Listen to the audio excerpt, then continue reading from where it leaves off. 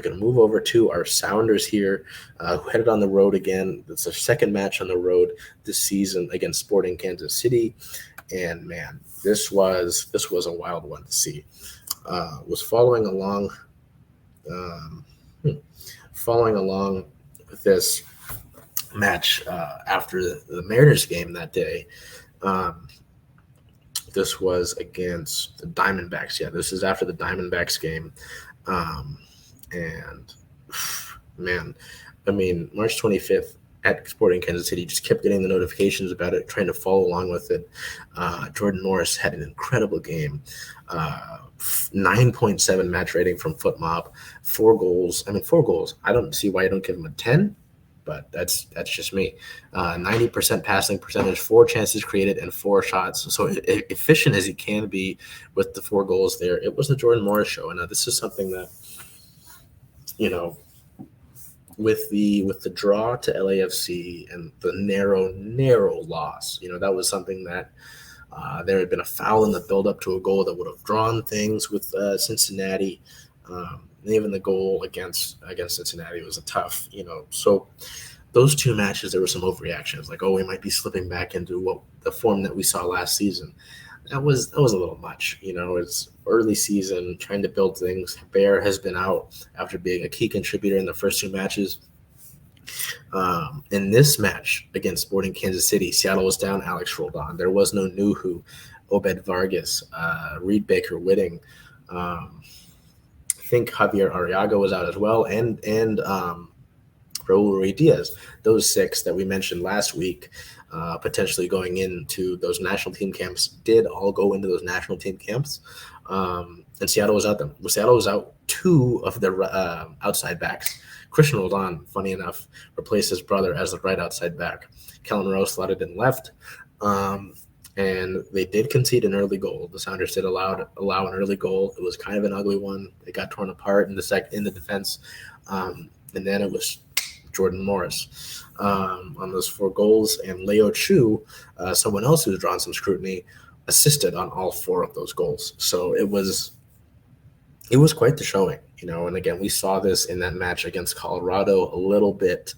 Not necessarily goal-wise, but that match against Real Salt Lake was also pretty dominant when it all, you look at the underlying stuff and just even the basic statistics. So this was an incredible match to follow along with. Jordan Morris and the great effort. I talked about it when the news broke about his extension. I was going to wonder, hey, can he live up to this deal? This is a 5-year extension. This is a lot of confidence after the injuries that he suffered and the rough form that he had to end the season.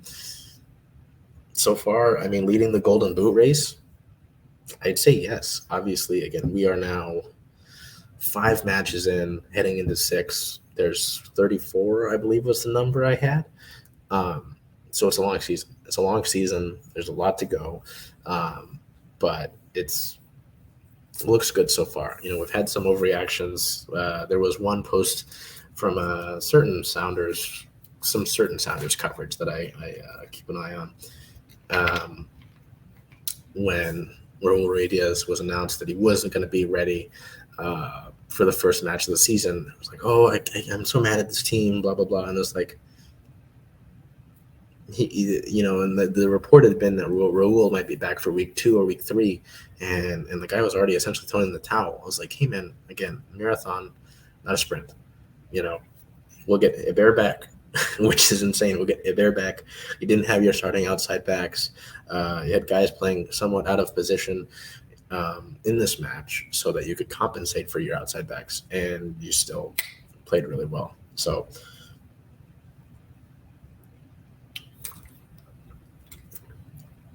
long story short, I'm not worried about it. It's early season. The way that this club has been clicking, getting that contribution of Leo Chu assisting on all 4 goals is big for him, because it's been him trying to see that progression with him.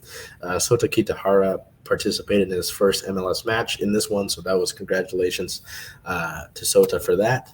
But to see that contribution, to see a guy like Jordan Morris, one of your better players, has to be one of your better players, show out like that, becoming the first player in Sounders history to score 4 goals. extension well earned. So we got some other team related news. On the 21st, we found out that the club made a trade with LA Galaxy, who is their opponent this upcoming week, for some general allocation money.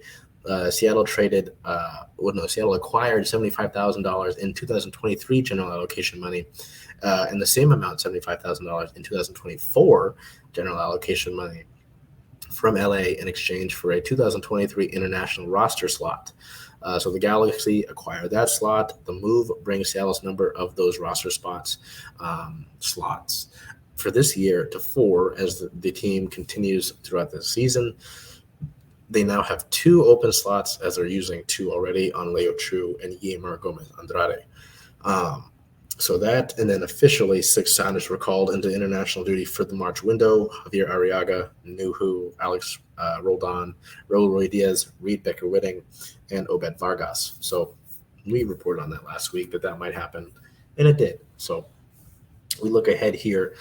Seattle sits at a 3-win, 1-loss, 1-draw record.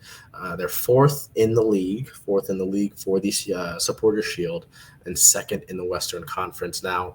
Their next matchup, another key Western Conference matchup, April 1st at the Los Angeles Galaxy.